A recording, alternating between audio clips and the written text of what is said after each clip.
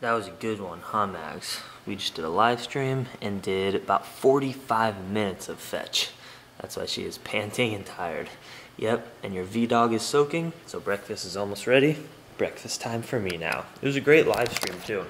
I'm really loving the live stream platform. Every single morning around 7:30 to 8:30 Pacific Standard Time on my Instagram, Plantriotic, you can come chat with Maggie and I live while we're in LA. I don't know if I'll be able to keep it up, but I'll try whenever I have Wi-Fi on the road. But yeah, the live streams are lit.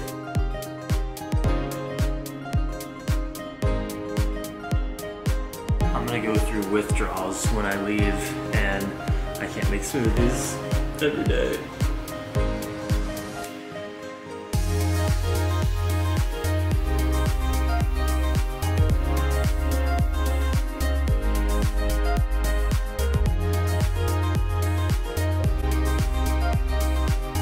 I'm not used to having the responsibility of a car. This is my family's car that I've been using, that I've been home, house sitting, and you can imagine how gnarly it is from spending so much time with the dogs. Oh, it's locked. See, I forget even the simple things, Maggie. Like, you need keys to get into your car. I don't need a key for my bicycle. But it's time to clean the car, Mags. You've gotten it pretty trashed.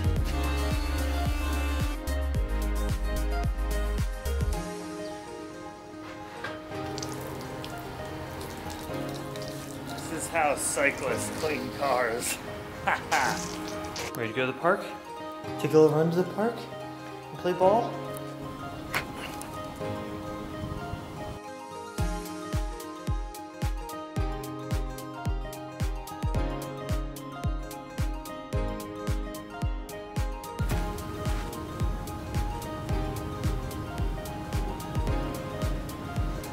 I'm getting my workout in too.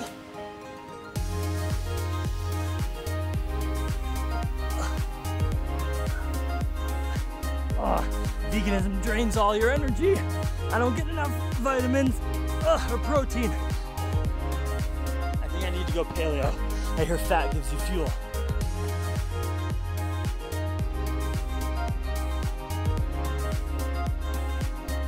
Maggie knows this park too well. When she gets tired, she goes and hangs out over there by the shade. But that's cool. She's getting in to get enough workout. I have some family stuff happening later today. It's all good, communication, but there might be some gaps for a little bit in the vlog. Don't worry about it. It's all good. Maggie!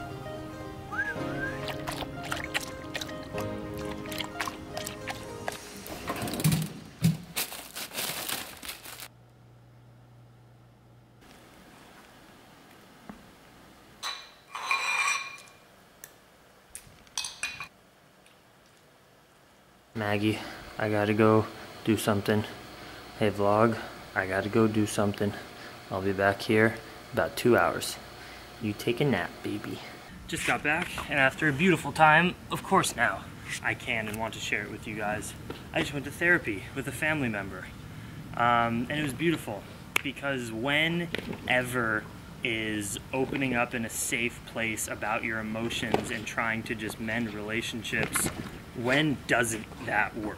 Like, it's always a good idea to open up communication, and if you are privileged enough and have the time and support to do it in a professional setting with a therapist, I mean, you're so lucky, and you should always take that opportunity.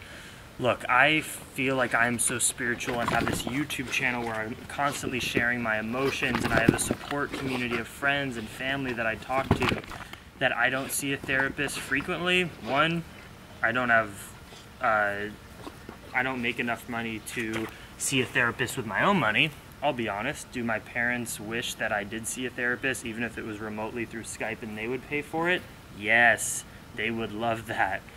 So I can't say that I completely can't afford it, because they would 100% cover it, because, you know, they think I'm a little crazy. Let's be real. Who wouldn't? If your parents grew up like this, and then your son, after getting amazing private school education, decides to go live on a bicycle and knock on people's doors who live in a van by the river, you might ask yourself, is my son a little nuts? Which I understand. So While I don't see a therapist consistently, because I feel like I share my emotions, you know, I was home, a family member asked me to go with them, and of course I went, and it was beautiful, and I'm grateful, and I love my family. And you know, I struggle with eating disorder behavior, with self-harm. I debilitatingly bit my nails, guys. You probably don't know this about me. I bit my nails till they were bleedy and sensitive and raw from honestly as young as I can remember. Maybe I started in elementary school, like 2nd, 3rd grade, I don't know, all the way up to the month that I left my house for the first time after graduating high school. I could not handle my nail biting issue until I went on my bike tour, my first bike tour ever across America. I remember I was in a diner in Kansas and I took a picture on my flip phone. Yes, I biked across America without a laptop and without an iPhone. I had a flip phone, no internet. We would use internet in public libraries. Damn, that was badass. My life is so different now. The internet is beautiful though, as long as it's free and we get back net neutrality. But I bit my nails, yeah, to the point where it just so terrible in my life, and it was a form of control. And then I go on this bike tour, I leave my family and get rid of the LA anxiety that I have. By the way, all this noise and all that shaking is this. Show them, rip them apart, as you guys know at this point. And yeah, after, you know, when I sent that picture to my parents in Kansas, hey, guess what? For the first time in my life, I'm not biting my nails anymore. It was when I took my first bike tour. So that's kind of a beautiful poetic thing too, that bike touring in a way saved me from that, but then I developed an eating disorder. And self-harm is self-harm. It doesn't matter how you do it. Some people do it with abusing alcohol, abusing drugs, cutting themselves, and some people do it from having eating disorders, and other people do it from biting their nails. It's all a form of control based on past trauma that you've experienced in the past, and I completely honor that I still have work to do, and I would benefit from therapy and talking and just unpacking the psychological trauma that we've developed over our lives to the point where we feel we need to shut down or harm ourselves or anything like that. So I'm always open for it. We had a great therapy session. It's not something I'm going to do consistently because I just live on the road, and you can call me stubborn, but I'm not going to devote that time to doing it. But I'll do it in other ways, and I do it in other ways. I spend my whole life on a bicycle thinking about shit and talking to friends and having open communication with my family. So if you're in that situation, if you feel like you're trapped and you don't know how to get out of your self-harm behavior or a funk that you're having, maybe it's depression, maybe it's that you don't harm yourself physically, but you harm yourself in your mind and you're not happy. It's all connected. We have to unpack things. We feel like we need to hold everything to ourselves in our life and just put up this wall, but that's not going to serve you. It's not going to help you. Get help, ask for help, connect with others, open up that heart. It's the only way for us to get liberated. So I'm grateful for my family that they value that in our lives. And you know, all my family goes to therapy and they're proud of it, and you should be proud of it too if you do it. And please go get help, because your problems, you're not alone. Your problems are not entirely unique. We can all connect with each other to reveal this self-harm so that we can love each other more and have more peace. Just for some people, you can't do it on your own. So if you've been in that funk and you're like, what the fuck, I can't get my life under control and just be happy, you have all these psychological traumatic issues, it's okay, you can grieve about it, but you also need to go get help.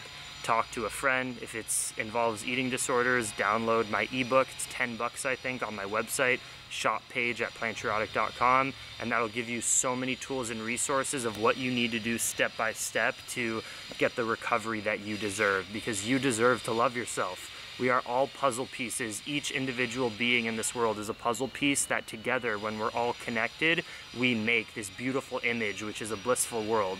But if you as a unique puzzle piece have self-hate and trauma and you don't love yourself, it affects everyone, because the whole image of the puzzle is ruined in a way. So you need to go get help. Ask for help. Email me if you don't know what direction to take, and I will help you out. All right. Much love. I'm gonna get back to work for the rest of the day, and my brother and dad are here for dinner tonight, which is awesome. And you guys will probably ask, yeah, where have your parents been? They travel a lot. For my dad's work, they travel a lot of the year, so I've been house sitting, but my dad's home for a few days. That tail wag means one thing. It's time for a walk, Buckley. You wanna go for a walk? Yeah?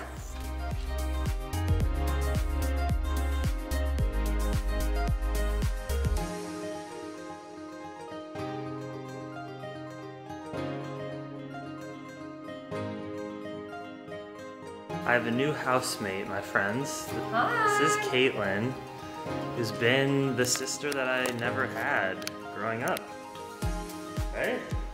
I thought you were my sister that I thought was so crazy because I grew up in a house of all boys, and Caitlin's brother is my best friend growing up. I've talked about Ryan before. I was the coolest older sister. Both were cool. You were like the, whoa, you're so much older like, because you know, we met when I was in first grade when Ryan and I became best friends, and you were like probably in middle school or something, or end of elementary school, Yeah, and so cool and old. So we've known each other for almost 20 years, and Caitlin's gonna be staying for a few days. She just stocked the fridge with vegan goodness. Let's see what you got. Vegan pesto. And Maggie loves Caitlin, which is great, unlike my dad, but we'll figure that out. It's amazing Korean. Tempeh, not tempeh. Yeah, it's like made with brown rice and black beans. It's insane. From the farmer's market. Barbecue tofu, and look, we have raw and vegan kimchi. And I'm gonna make a cauliflower fried rice tonight for us. Look at these delicious vegetables. I will never complain when people come over to cook me vegan food. Yeah, I'm stoked. I'm happy. Nice. Well, let's try this pesto. Good? Super dang pesto. Super dang. Really good. Nice. I get to actually eat something new because I pretty much eat the same thing every night. Nutritional yeast beans with tomatoes, veggies, and a salad. But you made us something fancy and tasty.